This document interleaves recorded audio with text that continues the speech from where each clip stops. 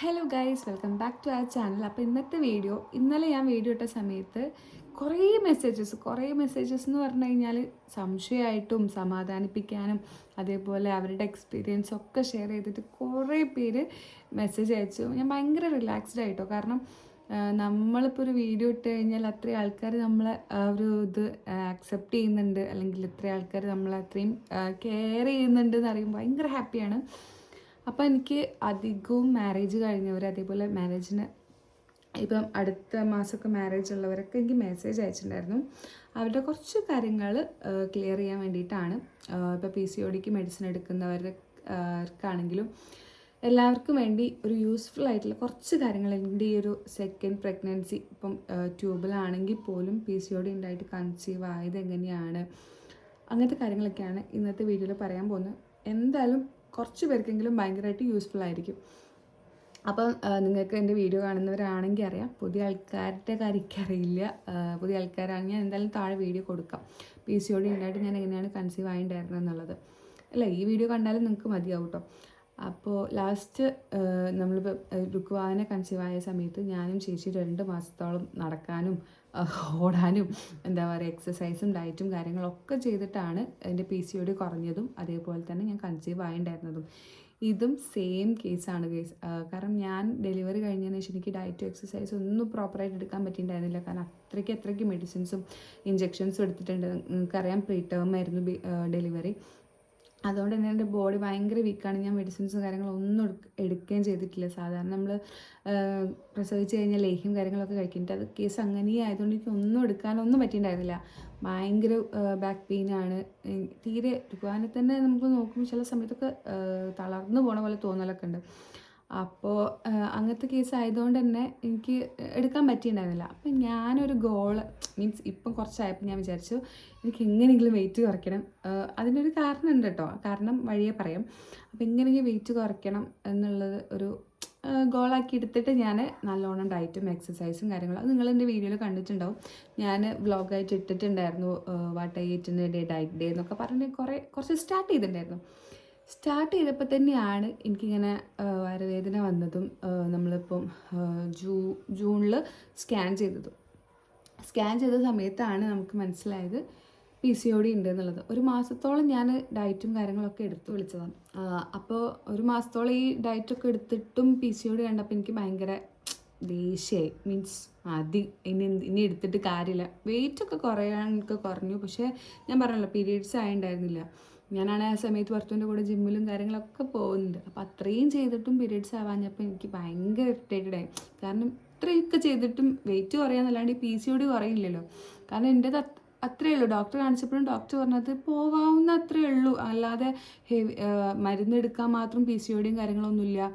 ഓവുലേഷൻ്റെത് അങ്ങനത്തെ പ്രശ്നങ്ങൾ, ഈ പീരീഡ്സ് എന്താണ് ഡിലേ ആവുന്നത് എന്നുള്ളത് നമുക്കൊന്ന് എന്തായാലും നോക്കാം. പെയിനും ഉണ്ടല്ലോ. അപ്പോഴാണ് ഈ ഒരു ഇൻറ്റേർണൽ ബ്ലീഡിങ്ങിൻ്റെ കാര്യമൊക്കെ പറയുന്നത് സിസ്റ്റിൻ്റെ. അപ്പോൾ ഞാനും വിചാരിച്ചു മതി, ഇനി എക്സസൈസും ഡയറ്റൊന്നും വേണ്ട, ഇനി എനിക്കിഷ്ടമൊക്കെ കഴിക്കുന്ന സമയത്ത് ഇങ്ങനത്തെ പ്രശ്നമൊന്നുമില്ല. ഇനി എക്സസൈസൊക്കെ എടുക്കാൻ തുടങ്ങിയപ്പോഴാണ് ഈ ഡിലേ വന്നതും കാര്യങ്ങളൊക്കെ. അതുവരെ കറക്റ്റായിട്ട് ഞാൻ രുക്വാനെ ഡെലിവറി കഴിഞ്ഞപ്പോൾ രുക്വാക്ക് 2 വയസ്സാവാനായി. ഇതുവരെ കറക്റ്റ് ആയിക്കൊണ്ടിരുന്ന പീരീഡ്സ് ഇങ്ങനെ ആയപ്പോൾ എനിക്ക് ഭയങ്കര ദേഷ്യം വന്നു, ഇത്രയും കഷ്ടപ്പെട്ടിട്ട് ഇങ്ങനെയാണല്ലോ എന്ന്. അപ്പോൾ അങ്ങനെ ഞാൻ ഫുഡ് കഴിക്കാൻ തുടങ്ങി. പിന്നെയാണ് അഡ്മിറ്റ് ആക്കിയതിന് ശേഷം നമ്മൾ പോസിറ്റീവ് അറിയുന്നത്. അപ്പം എല്ലാവരും പറഞ്ഞ് എൻ്റെ ശരീരം അങ്ങനെയാണെന്ന് തോന്നുന്നു. ഈ ഒരു പ്രഗ്നൻസി പിടിക്കുന്നത് നമ്മൾ ആ ഒരു പോസിറ്റീവ് ആവുന്നത് ഈ എക്സസൈസും ഡയറ്റൊക്കെ എടുക്കുന്ന സമയത്താണ്.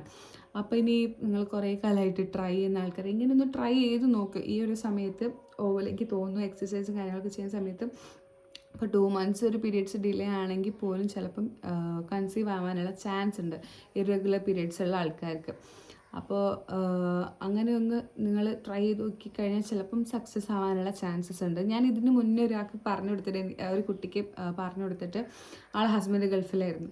അപ്പോൾ ഞാൻ അങ്ങനെ പറഞ്ഞു, ഈ സമയത്ത് എക്സസൈസും ഡയറ്റൊക്കെ നമ്മൾ ഈ ഫാസ്റ്റ് ഫുഡും കാര്യങ്ങളൊക്കെ ഒന്ന് ഒഴിവാക്കി നോക്കിക്കഴിഞ്ഞാൽ ഹെൽത്തി ഹാബിറ്റ്സ് ആയിക്കഴിഞ്ഞാൽ ചിലപ്പോൾ പെട്ടെന്ന് കൺസീവ് ആവും.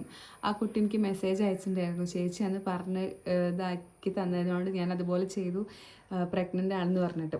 അതും ട്വിൻസാണ്. അവർ കുറേ കാലമായിട്ട് വെയിറ്റ് ചെയ്തിട്ട് കിട്ടിയത് ട്വിൻസാണ്. അപ്പോൾ ഭയങ്കര ഹാപ്പിയായി. അപ്പം എനിക്കും തോന്നുന്നു ചില കേസസിൽ അത് പോസിറ്റീവ് ആവാനുള്ള ചാൻസ് ഉണ്ടെന്ന്. അപ്പം അങ്ങനെ ഒന്ന് ആക്കി നോക്കിയാൽ ചിലപ്പം നിങ്ങൾക്ക് ബേബീസ് ആവാൻ ഉണ്ട്. പിന്നെ ട്യൂബിലൊക്കെ വരുന്നത് നമ്മളെ വിദ്യയാണ്.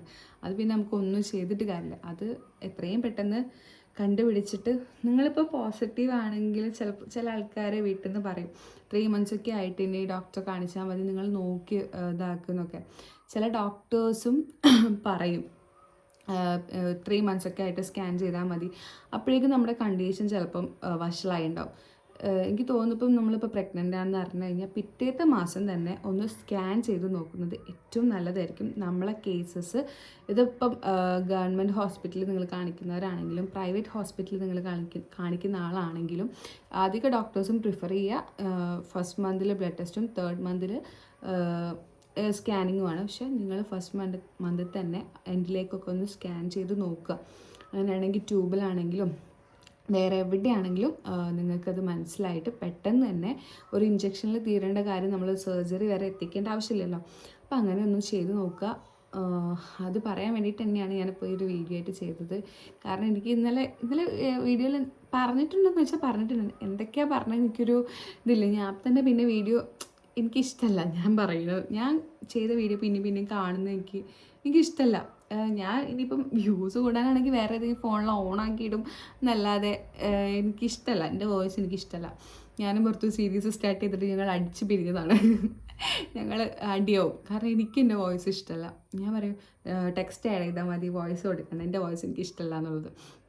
അതുകൊണ്ട് ഞാനങ്ങനെ എൻ്റെ തന്നെ വീഡിയോ കണ്ടിരിക്കില്ല. പക്ഷെ ഇന്നലെ എനിക്ക് 2-3 കമൻറ്റ്സ് കണ്ടായിരുന്നു. ഞാൻ എന്താ പറയുക, വീട്ടിലെ സ്വകാര്യതകൾ പബ്ലിക്കാക്കിയെന്നോ അങ്ങനെ എന്തൊക്കെയോ പറഞ്ഞിട്ട് ഞാൻ വേഗം ഡിലീറ്റ് ചെയ്ത്. എനിക്കതൊന്നും കാണാനും വായിക്കാനും താല്പര്യമില്ലാത്തതുകൊണ്ട്. അപ്പം അങ്ങനെയാണ്.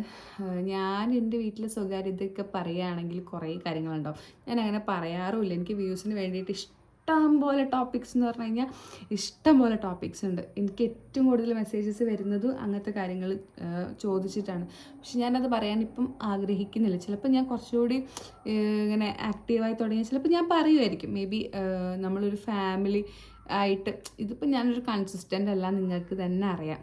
ഇപ്പോൾ എനിക്കൊരു റിലാക്സേഷന് അല്ലാണ്ട് ഇംഗത്തിനോ വേറെ ഒന്നിനും വേണ്ടിയിട്ടല്ല ഞാനിപ്പോൾ ഈ ഒരു വീഡിയോസ് അപ്ലോഡ് ചെയ്യുന്നത്. അപ്പം കുറച്ചുകൂടി കഴിഞ്ഞാൽ ചിലപ്പം ഞാനൊന്ന് ആക്റ്റീവായി തുടങ്ങി കഴിഞ്ഞാൽ ചിലപ്പോൾ എനിക്ക് നിങ്ങൾ ചോദിച്ചാൽ ചിലപ്പോൾ എനിക്ക് പറയാണ്ടിരിക്കാൻ പറ്റാത്തൊരവസ്ഥ വരും. അപ്പോൾ ഞാൻ ചിലപ്പോൾ പറയുമായിരിക്കും. പക്ഷെ എന്നാലും ഇപ്പം അതിന് സമയമായില്ല. എനിക്ക് വ്യൂസും കാര്യങ്ങളും കിട്ടാനാണെങ്കിൽ ഇപ്പം തന്നെ അത് പറഞ്ഞാൽ ആൾക്കാർക്ക് സഹതാപവും കാര്യങ്ങളൊക്കെ വരും.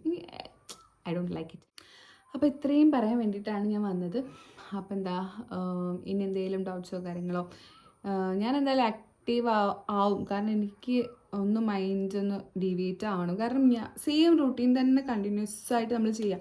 രാവിലെ എണീക്കുക, രുക്വാക്ക് ഫുഡ് കൊടുക്കുക, രുക്വാൻ്റെ കാര്യങ്ങൾ നോക്കുക, ഭർത്തുവിൻ്റെ കാര്യങ്ങൾ നോക്കുക. നമുക്കൊരു മാറ്റം ആരായാലും ആഗ്രഹിക്കുക. ഇഷ്ടമുള്ള കാര്യമാണ്, ചെയ്യാനും കാര്യങ്ങളൊക്കെ ഇഷ്ടമാണ്. പക്ഷെ നമുക്കൊരു സ്വയം ഒരു മടുപ്പും കാര്യങ്ങളൊക്കെ വരും. അപ്പോൾ അത് ഒഴിവാക്കാൻ ഞാൻ എന്തായാലും ആക്റ്റീവ് ആകും. ഞാൻ നിങ്ങൾക്ക് തരുന്ന വാക്കാണ്. പിന്നെ കുറേ പേര് ചോദിച്ചു സിൽവർ പ്ലേ ബട്ടൺ വന്നില്ലേ എന്നുള്ളത്. വന്നിട്ടുണ്ട്, ഞാനത് കാണിക്കാം. ഭർത്തുവിൻ്റെ വീട്ടിലാണുള്ളത്. ഞാൻ ഇന്നോ നാളെ ആയിട്ട് അങ്ങോട്ട് പോയി കഴിഞ്ഞിട്ട് കാണിക്കാം കേട്ടോ. അപ്പോൾ അതും നിങ്ങൾ കാരണമാണ് കിട്ടിയത്. എനിവേ അടുത്ത വീഡിയോ ആയിട്ട് വരുന്നവരെ tata bye bye, see U.